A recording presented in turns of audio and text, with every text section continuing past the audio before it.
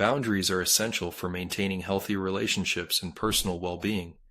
They define the limits within which we can love ourselves and others simultaneously. Often, people struggle to understand what good boundaries look like and how to develop them.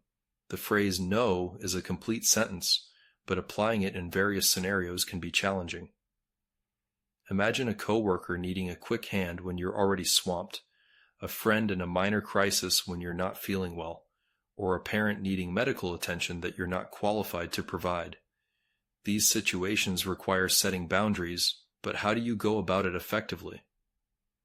I once moved halfway across the country to distance myself from my divorced parents. However, it wasn't until I participated in activities with a group practicing authentic relating that I encountered healthy boundaries for the first time. These individuals could say no without disconnecting. Their refusals were pleasant, friendly, and truthful, making it clear that it wasn't personal. This experience taught me to be upfront about my boundaries, trusting that others would appreciate my authenticity. I realized that if people were comfortable saying no, their yeses were sincere, eliminating my usual worry that they were just being nice.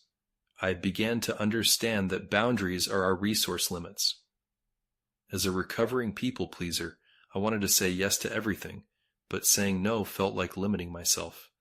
However, I learned that there's a difference between the mindset of abundance and the reality of our finite resources, such as time and energy.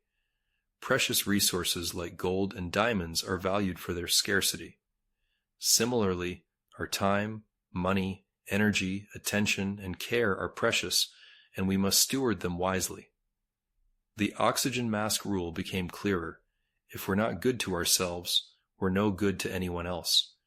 When we deplete our resources, we have nothing left for the people and causes we care about. We may even harm them when we act out from a survival mode, triggered by being under-resourced. Resentment often results from failed boundaries, sometimes even preemptively, when we feel forced to say no. If we don't know our limits, we must explore our fawning behavior.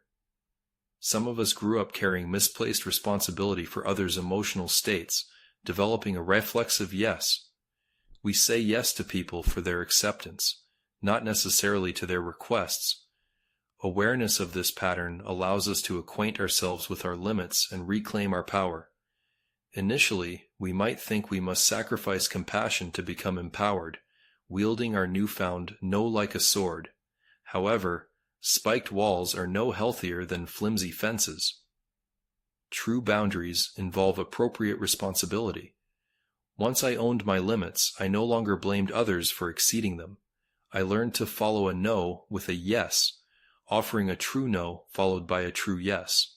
For example, I can't help with that project now, but I can tomorrow. In close relationships, we can share our limits and their consequences, helping others understand and support us better.